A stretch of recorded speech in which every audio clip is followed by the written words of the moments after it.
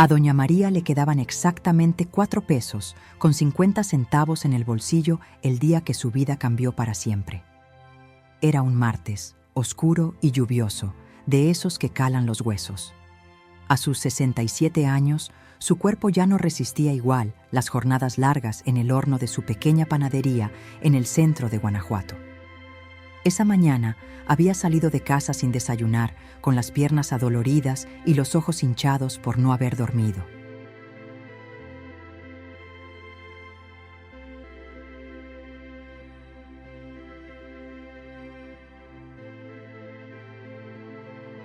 Caminaba apurada por la calle subida San José, rumbo al Hospital General. Su nieto Luisito, de apenas 5 años, había amanecido con fiebre muy alta y su hija, Daniela, estaba demasiado débil para cargarlo. «Mamá, si no hay dinero no lo van a atender», le dijo Daniela entre lágrimas, acostada en el colchón húmedo del cuarto que compartían. María no respondió. Solo asintió, agarró el paraguas roto y salió con el niño en brazos. Su hija no sabía que no había dinero.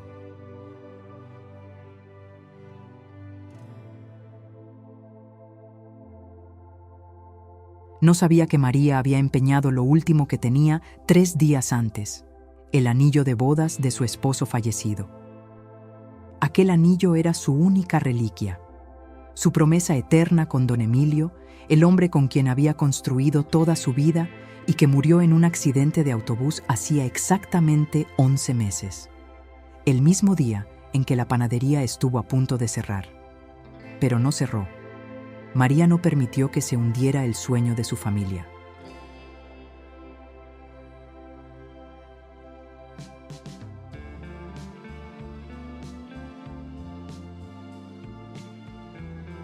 Se aferró a cada cliente, a cada pan que horneaba con las manos temblorosas, a cada recuerdo de su esposo diciéndole: «Nunca dejes que la tristeza apague tu horno, Mari».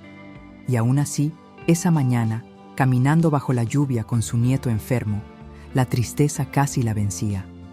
La ropa empapada, los pasos pesados y la angustia de saber que en la clínica le iban a pedir algo que no tenía: dinero. Al llegar al hospital, una enfermera con cara de fastidio le bloqueó la entrada.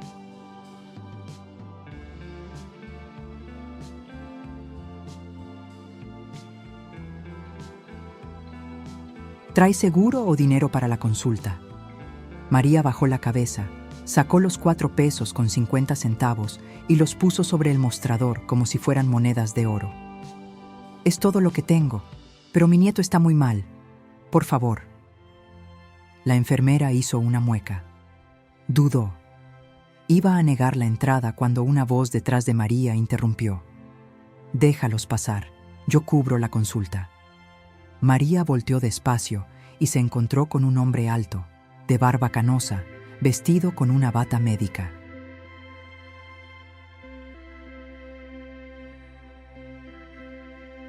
Tenía unos 50 años, mirada seria pero cálida. Se llamaba Dr. Méndez. A partir de ese instante, la historia de doña María comenzaría a tomar un rumbo que ni ella misma habría podido imaginar. El doctor no solo atendió al niño, lo internó, le salvó la vida esa misma noche y no cobró ni un centavo. Su nieto tenía principio de neumonía. Si hubiera llegado 1 hora más tarde, no lo cuenta, le dijo con gravedad. María quiso agradecer, pero el doctor simplemente sonrió.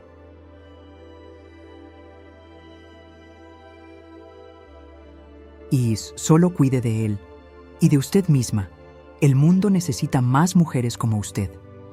Ella no supo qué responder. Se fue llorando en silencio, con el corazón desbordado, sin saber que ese encuentro aparentemente casual era el primer eslabón de una cadena de sucesos que cambiarían no solo su destino, sino el de todo el pueblo de Guanajuato. Esa misma noche, mientras horneaba los pocos bollos que le quedaban para vender al día siguiente, escuchó un golpe en la puerta trasera de la panadería.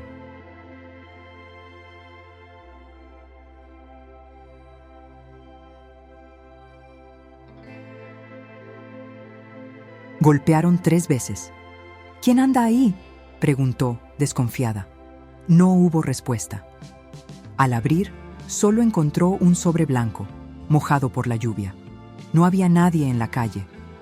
Lo recogió, lo abrió con manos temblorosas. Dentro había algo que le hizo caer de rodillas. Una foto de su esposo con una nota escrita a mano que decía: «La promesa no ha terminado, María. Sigue el fuego». Y debajo de la nota había un cheque con una cantidad que no alcanzaba a comprender. 200,000 pesos.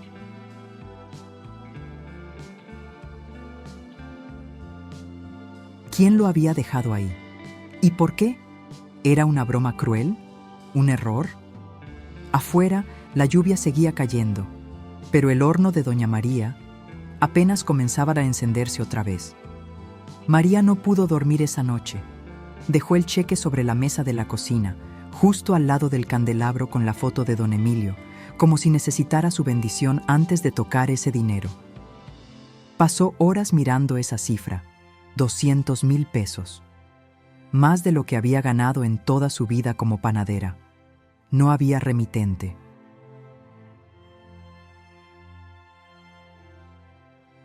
Ni un nombre, solo la nota. La promesa no ha terminado, sigue el fuego. La frase le sonaba demasiado familiar, como si la hubiera escuchado antes, pero no sabía dónde. La letra también le parecía conocida. Y lo peor, la foto que venía con la nota era antigua, descolorida. Don Emilio, en blanco y negro, parado frente a la panadería cuando recién la habían abierto, allá por el año 1983.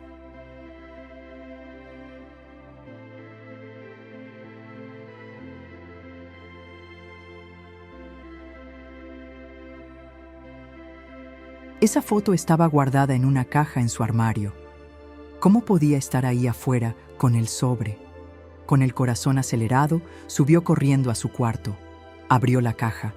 La foto ya no estaba. No puede ser, esto es imposible. El miedo se apoderó de ella. ¿Alguien había entrado a su casa? ¿Quién conocía esos detalles? ¿Quién podía haber tomado esa foto sin que ella se diera cuenta? Esa noche dejó el horno apagado.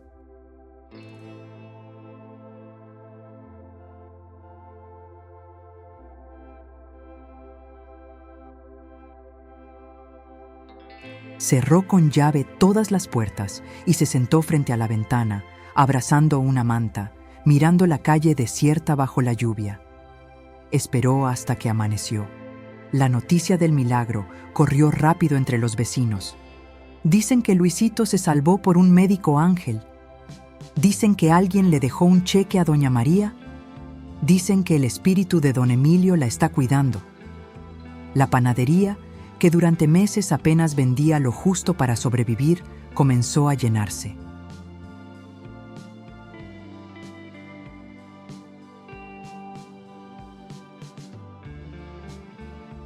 No porque los panes fueran distintos, sino porque la gente sentía algo allí, una especie de paz, una energía distinta. «Se siente como si él todavía estuviera aquí», dijo un cliente, mirando la silla de madera que don Emilio usaba todas las mañanas. María solo sonreía. No tenía respuestas, solo intuiciones. Decidió usar parte del dinero para restaurar el local, renovar el horno y comprar insumos nuevos. Pero lo hizo en silencio, sin contarle a nadie del cheque.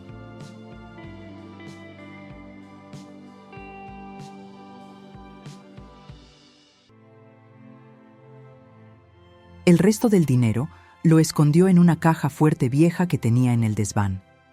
Ni siquiera le dijo a Daniela. Y aunque la panadería volvía a prosperar, María sentía que algo no encajaba. Cada cierto tiempo encontraba pequeños objetos fuera de lugar en la casa. Una carta vieja que había tirado, un pañuelo de su esposo en la mesa, un par de zapatos que juraba haber guardado. Cosas mínimas, pero lo suficientemente extrañas como para ponerla nerviosa.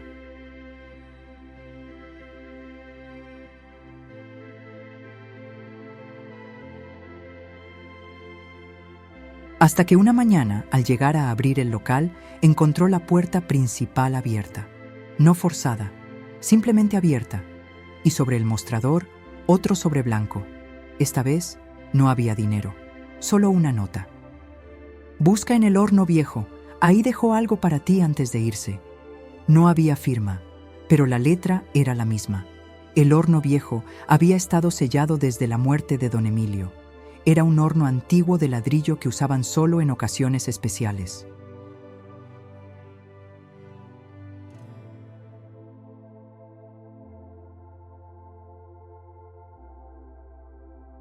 Había quedado fuera de servicio cuando ocurrió el accidente, como si el dolor de la pérdida lo hubiera apagado para siempre. María se acercó con cautela. Movió las tablas que lo cubrían. La puerta oxidada rechinó al abrirse. Adentro no había pan. Había una caja envuelta en una tela bordada, el mismo bordado que ella le hizo a Emilio el día de su boda. Temblando, abrió la caja. Adentro había algo que la dejó sin aliento, un cuaderno viejo, lleno de letras pequeñas.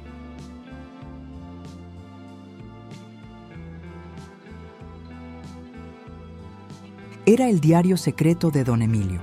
La primera página decía: si estás leyendo esto, es porque alguien cumplió su palabra. Los ojos de María se llenaron de lágrimas. Sus manos temblaban al pasar la página. El diario comenzaba con una frase que ella no había escuchado desde hacía más de 30 años. María, si algún día me pasa algo, recuerda esto: no todo lo que te dejo es visible. Algunas promesas se entierran para crecer en silencio. Esa noche se sentó a leer.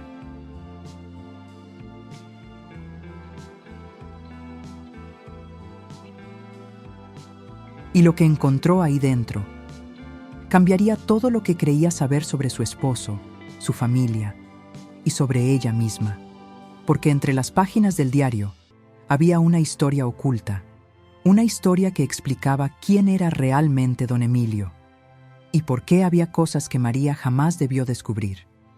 El cuaderno era delgado, pero cada palabra pesaba como plomo. María lo leyó completo en una sola noche, sin levantarse de la silla, sin probar bocado, sin tomar agua.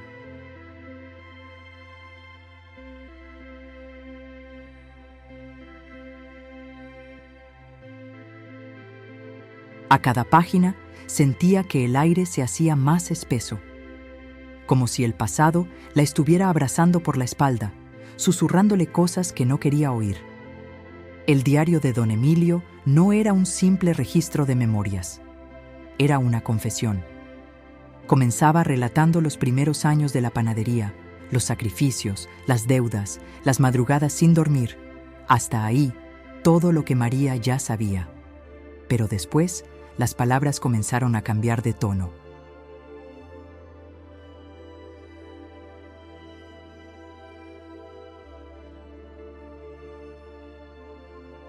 Emilio hablaba de códigos, de paquetes, de gente poderosa y de una deuda que nunca había querido contarle a nadie, ni siquiera a ella. En una de las páginas leyó lo siguiente: en 1998 acepté guardar algo en la panadería. No sabía lo que era. Solo me pidieron que lo escondiera en el horno viejo por una semana. Me prometieron que no me iba a afectar. Pero me equivoqué. Me metí con la gente equivocada. María sintió que el estómago se le cerraba. El horno viejo.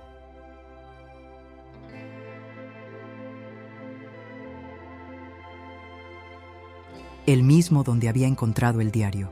Siguió leyendo. Emilio explicaba que durante años fue forzado a trabajar con una red criminal que usaba comercios pequeños como fachada para mover cosas, paquetes, dinero, incluso documentos. ¿Qué hiciste, Emilio?, susurró ella en la oscuridad de la cocina. La parte más dura vino después. Nunca te lo dije, Mari, porque pensé que podría protegerte.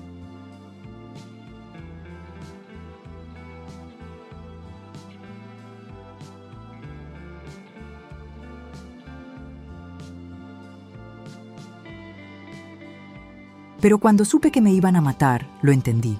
No hay forma de proteger a quien uno ama con mentiras.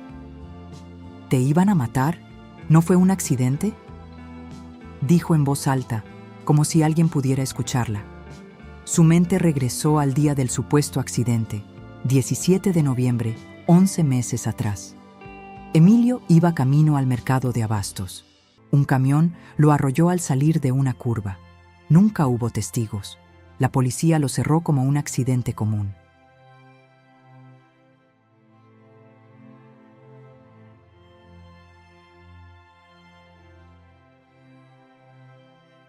Pero ahora, al leer el diario, María empezaba a ver lo que nunca quiso ver. No había sido un accidente. Lo habían silenciado. En las últimas páginas, Emilio dejaba instrucciones. Decía que había guardado una segunda parte del diario en otro lugar y que solo alguien de confianza la entregaría en el momento justo. Mencionaba nombres que a María no le decían nada: Elías, Cárdenas, los hermanos del norte. Todo sonaba a un mundo completamente ajeno al suyo.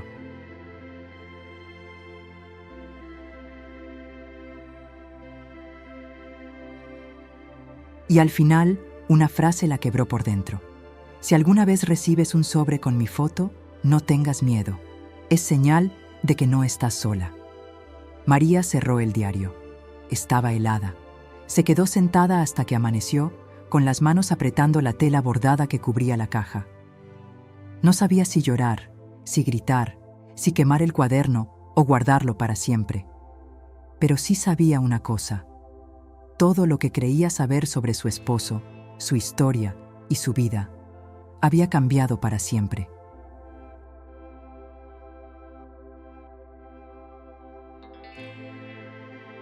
Ese mismo día, la panadería volvió a llenarse de clientes. Parecía una mañana cualquiera. Pero María ya no era la misma. Un hombre que nunca había visto entró a media tarde. Alto, de tez morena, sombrero, camisa a cuadros. Se acercó al mostrador y la miró directo a los ojos. ¿Tiene todavía pan de elote?, preguntó. Sí, ¿cómo no?, respondió María, tratando de sonar natural. El hombre sacó la cartera. Al abrirla, María vio algo que la hizo retroceder un paso.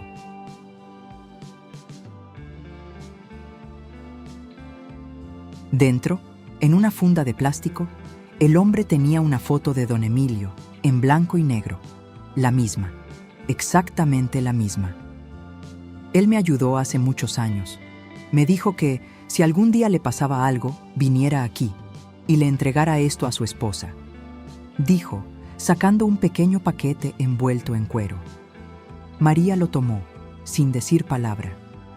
El hombre no pidió pan, no dejó nombre, no aceptó agradecimientos. Solo le dijo: hay cosas que todavía no debe abrir, pero cuando llegue el momento, usted sabrá. Y se fue.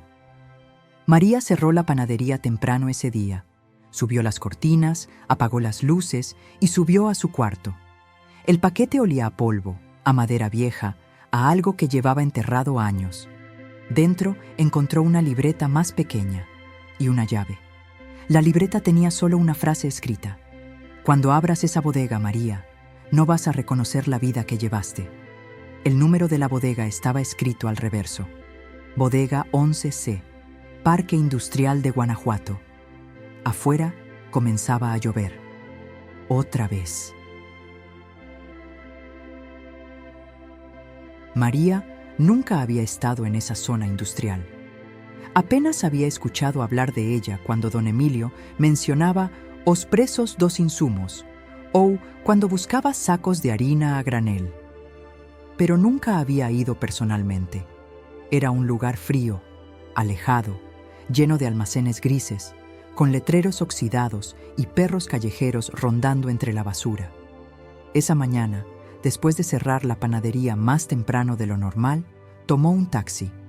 No le dijo nada a Daniela.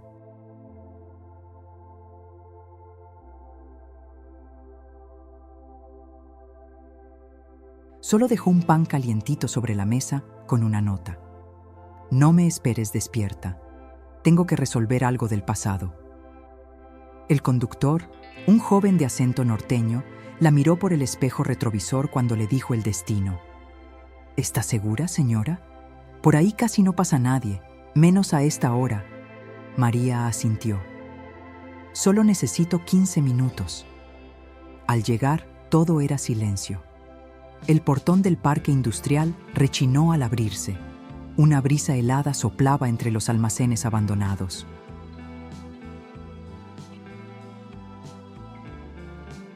Caminó entre pasillos de concreto agrietado hasta encontrar el número, Bodega 11C. Frente a ella, una puerta de metal vieja, oxidada, con un candado grueso. Sacó la llave del paquete. Encajó a la perfección. La puerta se abrió con un chirrido seco. El interior estaba en penumbra, polvo por todas partes, cajas apiladas, archivadores antiguos, muebles cubiertos con sábanas viejas. María tragó saliva. Encendió la linterna de su celular y avanzó. El aire olía a humedad y a algo más, a historia. Pasó junto a un estante metálico hasta que algo le llamó la atención. Una caja con su nombre escrito a mano. María Reyes, confidencial. Abrió la caja con cuidado. Dentro encontró varios sobres, todos sellados, y una carpeta roja con fotografías. La primera foto era de su esposo, pero no estaba solo. Estaba con hombres armados, camisas abiertas, cadenas de oro, camionetas negras detrás. María se cubrió la boca para no gritar. Emilio. ¿Con narcotraficantes? Siguió viendo las fotos. En una de ellas, reconoció a un hombre que había salido en las noticias años atrás, Marco Cárdenas, apodado El Tigre, líder de un cartel desmantelado en el norte del país. Emilio estaba junto a él, sonriendo, mano en el hombro. Dios mío, ¿en qué te metiste? Los sobres tenían nombres escritos: Elías, Luisito, Daniela, María. Cada uno contenía cartas, instrucciones, confesiones. El de Luisito estaba cerrado con cera roja.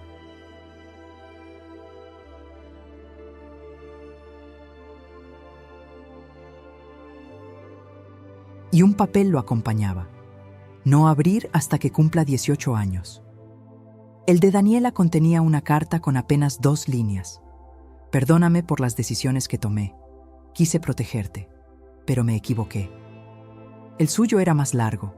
María lo leyó entera, sentada en una silla rota, con la linterna apuntando directo al papel. Si estás leyendo esto, Mari, es porque la verdad ya te alcanzó. Lo que hice no fue por codicia, fue por miedo. Cuando amenazaron a nuestra familia, no vi otra salida.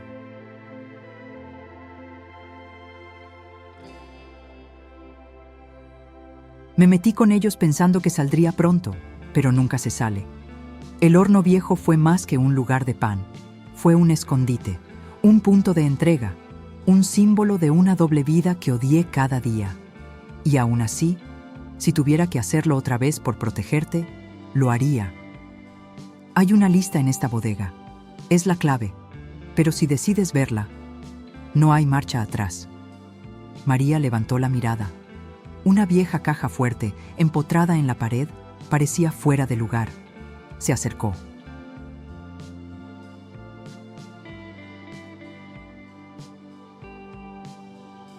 La combinación estaba escrita al final de la carta. La giró con manos temblorosas. Clic. Dentro había solo una cosa, un cuaderno negro, forrado en piel, y al abrirlo vio nombres, muchos nombres. Algunos los reconocía de la televisión, políticos, empresarios, policías. Otros eran vecinos, comerciantes, gente común, todos supuestamente vinculados con lo mismo, una red de lavado de dinero que operó durante más de 20 años usando pequeños negocios como fachada, y la panadería, la suya.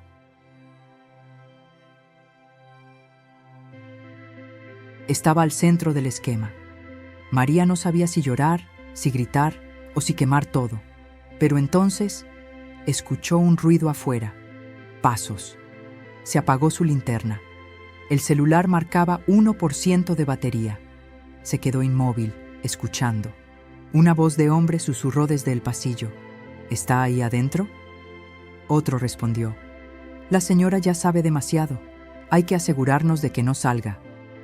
El corazón de María latía con fuerza.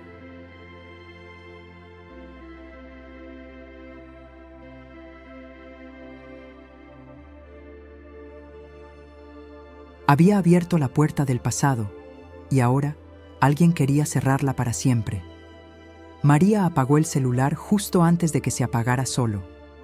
El interior de la bodega quedó en completa oscuridad. No podía ver nada, solo escuchar. Pasos, voces bajas, 2, tal vez 3 hombres. Revisaban las puertas, se acercaban. Uno arrastró una caja, otro dijo algo en voz muy baja, pero alcanzó a oírlo. No podemos dejar rastros, que parezca un robo. María contuvo la respiración.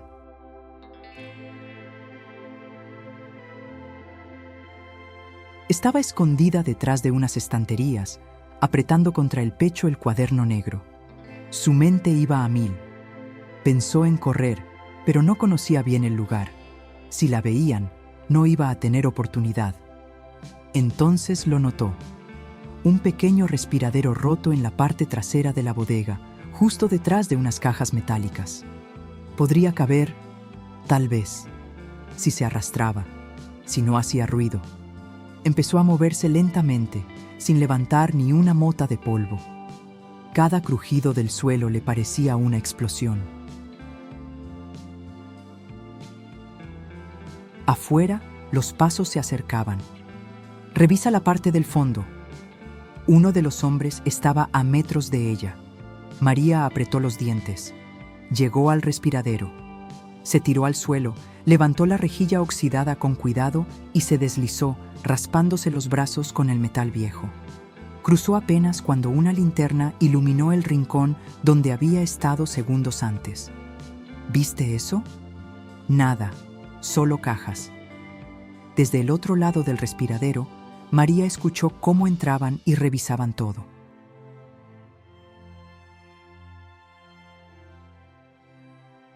El corazón le latía tan fuerte que pensó que se iba a desmayar, pero aguantó. Cuando los hombres se alejaron unos segundos, salió a gatas por una rejilla trasera que daba a un callejón olvidado. Olía a grasa y a basura vieja, pero era libertad. Corrió. No supo cómo ni cuánto. Solo corrió. Hasta que, sin aliento, alcanzó una calle con tránsito. Un camión pasaba. Le hizo señas. El conductor frenó. «¡Ayúdeme, por favor! ¡Me quieren matar!», gritó.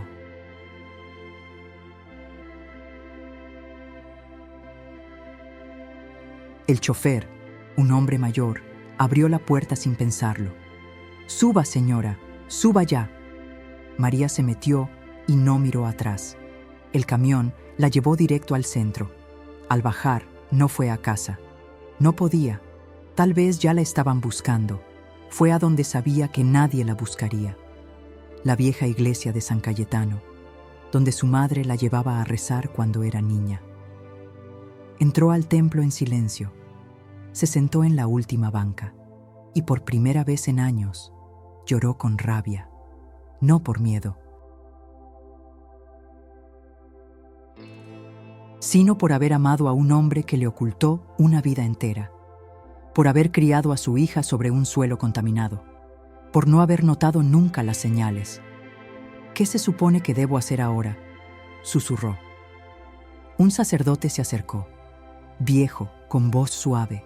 La miró y dijo sin preguntar: «Cuando el alma no sabe por dónde caminar, hay que seguir la verdad, aunque duela». Ella lo miró desconcertada. El sacerdote le entregó una tarjeta.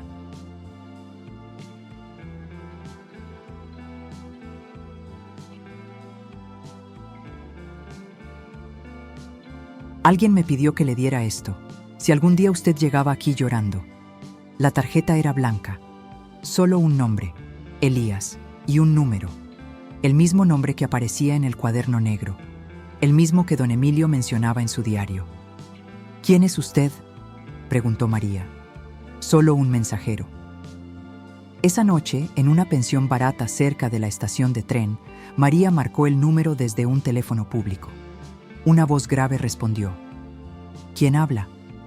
Soy María.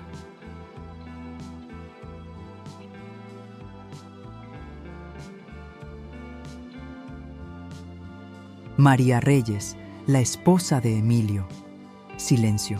Luego, la voz dijo: Te estábamos esperando. ¿Quiénes son ustedes? Los que sabían todo, y los que nunca pudimos decir nada. Tenemos que hablar. Mañana, a las 8 en punto, estación antigua de ferrocarriles. Solo tú, ni una palabra a nadie. Si no apareces, todo lo que encontraste desaparecerá. Colgó. María se quedó ahí, congelada. La habían estado esperando. No era casualidad, no era una coincidencia. Todo estaba orquestado desde antes. Tal vez incluso desde antes de que Emilio muriera. ¿Quién era ese hombre? ¿Qué había hecho realmente? Y lo más importante, ¿por qué parecía que todo apenas comenzaba? La vieja estación de ferrocarriles estaba abandonada desde hacía más de 15 años. Las paredes descascaradas, los vidrios rotos y los rieles cubiertos de maleza le daban un aire fantasmal. Solo quedaban restos de lo que algún día fue un sitio lleno de vida. Ahora era un esqueleto de concreto y óxido. María llegó puntual.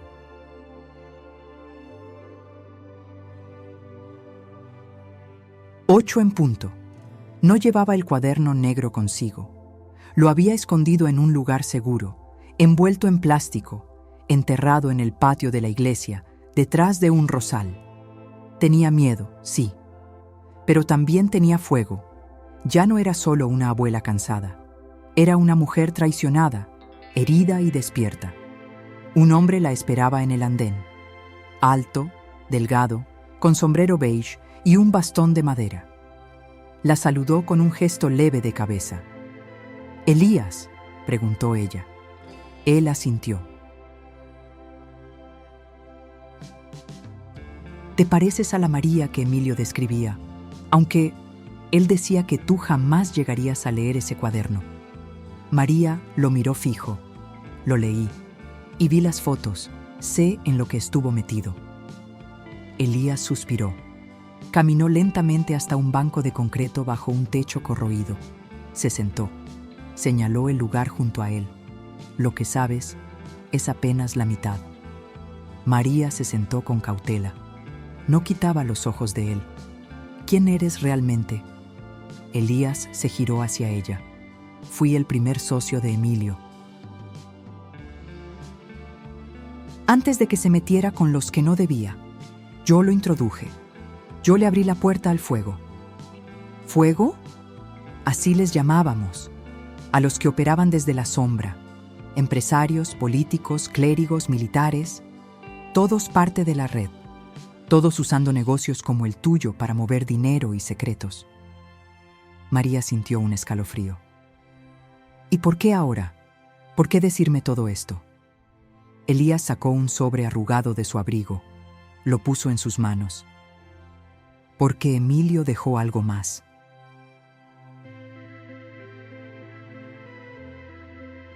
Algo que no está en el diario, ni en la libreta negra. Ella abrió el sobre. Dentro había una sola hoja. En ella, escrita con la misma letra de su esposo, una frase: «Si algo me pasa, protégela. Ella no lo sabe, pero es la clave para salvarnos a todos». María levantó la vista. ¿Salvarlos de qué? Elías la miró en silencio. Luego dijo, casi en un susurro: «De lo que viene, del colapso, del incendio». Esa noche, Elías la llevó a un edificio abandonado a las afueras de Guanajuato. Era un viejo molino, convertido en archivo clandestino.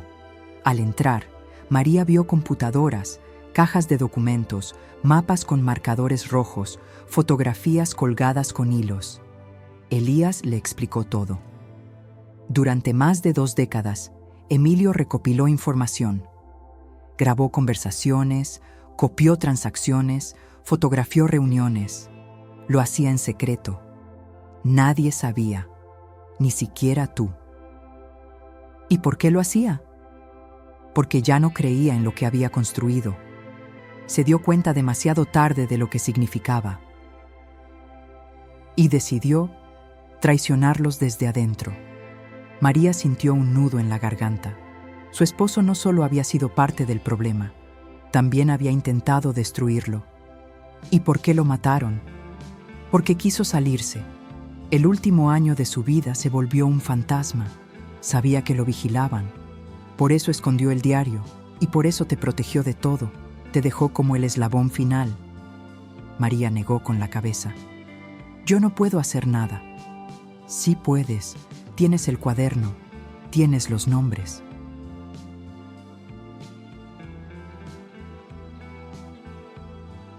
Lo que tú sabes puede romper todo esto, pero necesitas tomar una decisión. ¿Qué decisión? Hacerlo público, entregarlo a la prensa, a la fiscalía, exponer a todos, caiga quien caiga. María se quedó en silencio largo rato. Miró una de las fotos colgadas en la pared. Reconoció a un hombre, un político local, el que había ayudado a construir la escuela del barrio, el que hablaba de justicia en los noticieros. ¿También él? Elías asintió. Todos.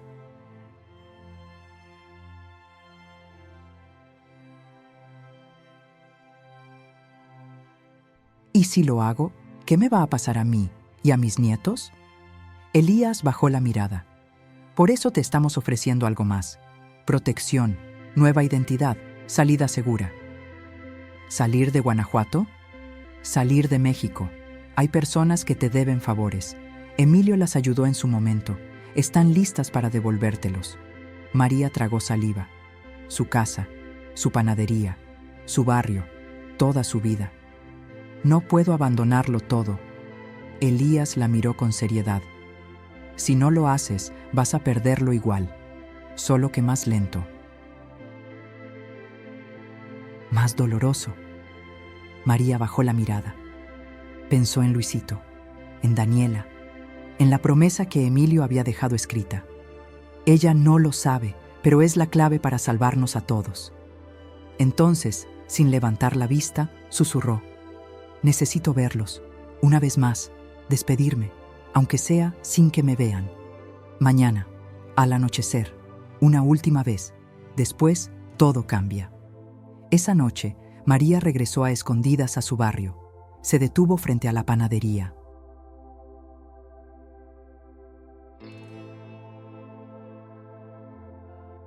Desde la ventana, vio a Daniela amasando pan, como lo hacía ella años atrás. Luisito corría con una galleta en la mano, riendo. No tocó la puerta, solo los miró y lloró en silencio, porque sabía que, si los abrazaba, no podría irse, porque el precio de salvarlos era desaparecer. A la mañana siguiente, María ya no era la misma mujer que había entrado en aquella bodega polvorienta. Había cruzado una línea, sabía demasiado y decidió no callar. Elías le entregó una mochila. Dentro había pasaportes falsos, boletos de autobús y una memoria USB protegida con clave. Este es el archivo completo. Si nos pasa algo, esto seguirá rodando. Ya contactamos a un periodista, uno que no se vende. Mañana a las 10, todo sale a la luz. María respiró hondo. Solo tenía una noche para despedirse en silencio. Volvió a su barrio cuando el sol ya se escondía. Llevaba una capucha, caminaba con cuidado. Sabía que había ojos en todas partes.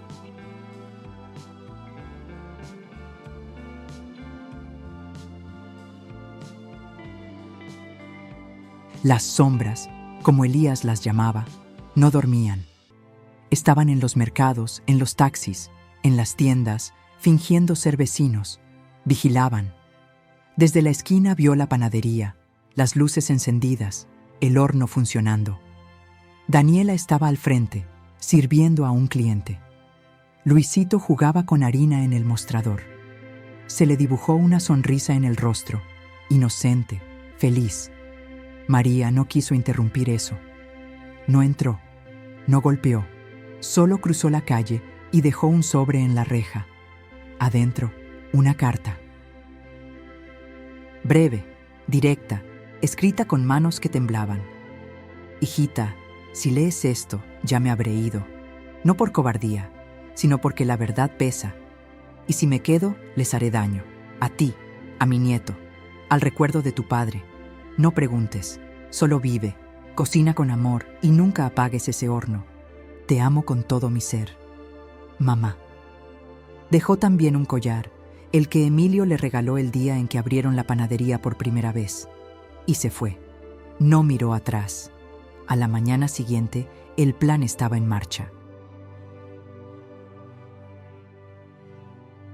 María abordó un autobús rumbo a San Luis Potosí, donde la esperaría una camioneta que la llevaría por una ruta segura hasta la frontera. Desde ahí, la ayudarían a cruzar hacia un país seguro. Nuevo nombre, nueva vida. Pero cuando llegó a la estación, todo se desmoronó. Elías no apareció. En su lugar, un joven nervioso, agitado, la interceptó antes de subir al autobús. Doña María, Elías fue interceptado. Se lo llevaron anoche. No sabemos quién, pero parece que lo delataron. Tienen tu nombre. Ya están buscando la mochila. Tenemos que movernos. María se quedó helada. ¿Y el archivo? No sabemos si lo alcanzó a enviar. Usted es la única que todavía lo tiene. Tenemos que protegerlo. María no dudó. Metió la mano en el doble fondo de la mochila. Sacó la USB. La sostuvo firme. ¿Quién es el periodista? ¿Dónde está? Está escondido, esperando. Pero no vendrá aquí. Dijo que lo entreguemos en el mercado viejo, en el puesto de frutas abandonado.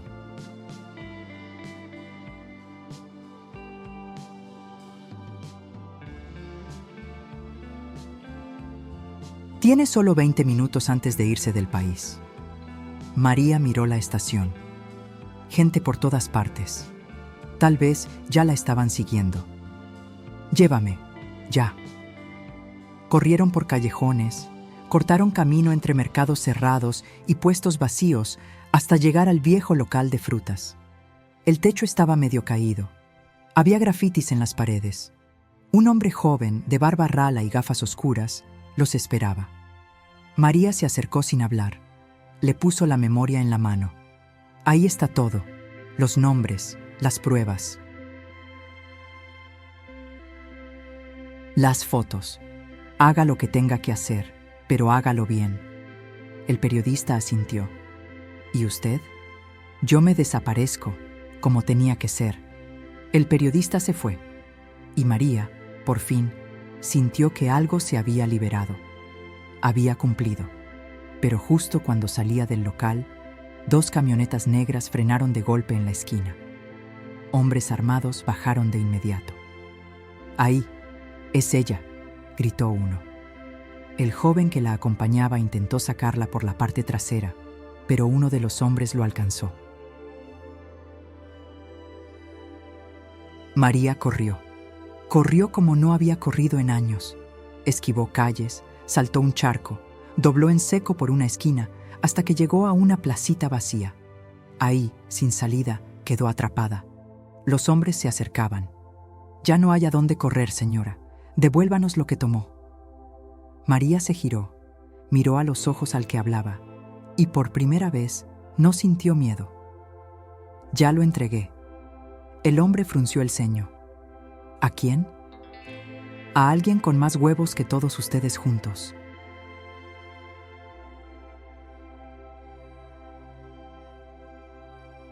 El tipo la apuntó con el arma. María cerró los ojos, pero entonces una explosión de sirenas rompió el silencio. Patrullas, policías federales, fiscales armados, entraron por ambos lados de la calle. Los hombres intentaron correr. No llegaron lejos. Uno por uno fueron arrestados. María, en shock, vio cómo el jefe de policía se le acercaba. «¿Usted es María Reyes?» Ella asintió, temblando. «Tenemos órdenes de protección para usted. El periodista ya entregó todo».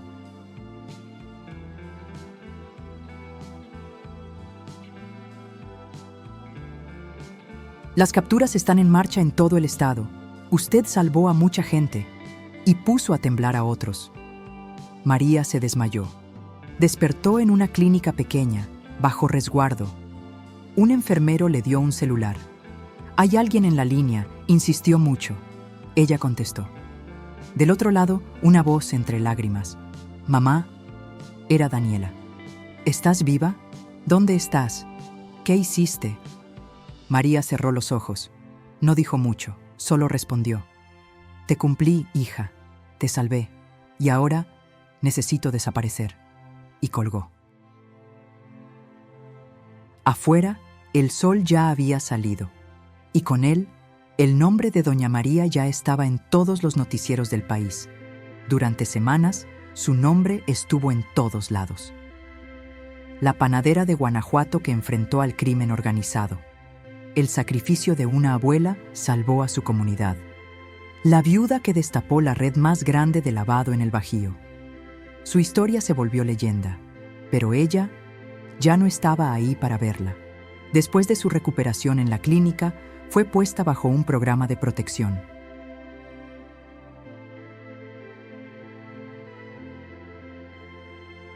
Nuevos papeles, nuevo domicilio, nuevo país. No volvió a usar el nombre María Reyes, ni a preparar pan, ni a pisar Guanajuato. Daniela sí volvió. Una semana después de que todo estallara, fue citada por un agente federal. Le entregaron una caja sellada con el nombre de su madre. Dentro había una carta. «Hija, no sé si me odiarás o me entenderás, pero hice lo que tenía que hacer. Me callé demasiado tiempo, pero al final hablé».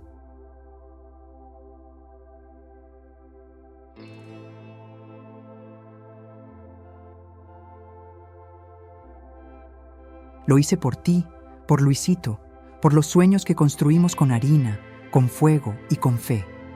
No busques mi paradero, no me mires en los noticieros, búscame en el pan que hagas, en el olor a canela en la madrugada. Ahí voy a estar. La carta venía acompañada de un pequeño sobre con una llave. Era la llave de la panadería. Daniela no dudó. Volvió a abrirla. La pintó. La limpió. Y volvió a encender el horno. Con el tiempo, la panadería El Fuego de María se convirtió en un símbolo.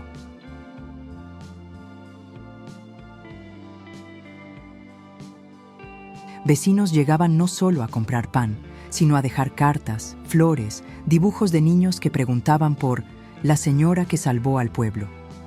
La fachada tenía un mural, Doña María de espaldas, con su delantal blanco y el cabello recogido, mirando un horno encendido. Arriba, una frase pintada a mano. Algunas promesas no se rompen, se hornean lento hasta que están listas para cambiarlo todo.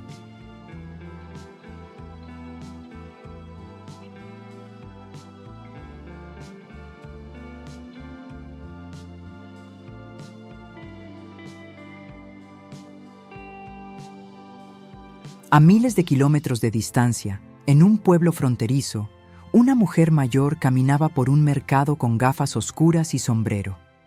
Se detenía frente a los puestos, preguntaba por harina, por levadura, por azúcar. La llamaban Clara. Tenía acento distinto. Caminaba lento, pero firme.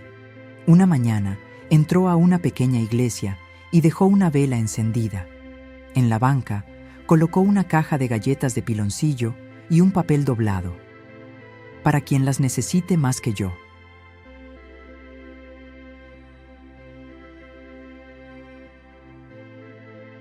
He aprendido que el pan también puede ser una forma de abrazo. Salió de la iglesia. Sonrió y siguió caminando. Porque aunque todos pensaban que Doña María había desaparecido para siempre, ella solo había comenzado de nuevo. No como la mujer que perdió todo, sino como la que tuvo el valor de perderse, para que otros pudieran encontrarse. Y así, sin aplausos, sin cámaras, sin gloria, la panadera de Guanajuato se convirtió en algo más grande que un nombre, en una promesa eterna.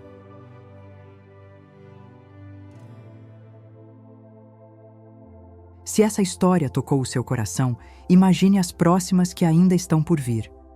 Inscreva-se agora no canal, ative o sininho e prepare-se para viver mais relatos reais, intensos e emocionantes como este. Toda semana, uma nova história que vai mexer com você. Não perca!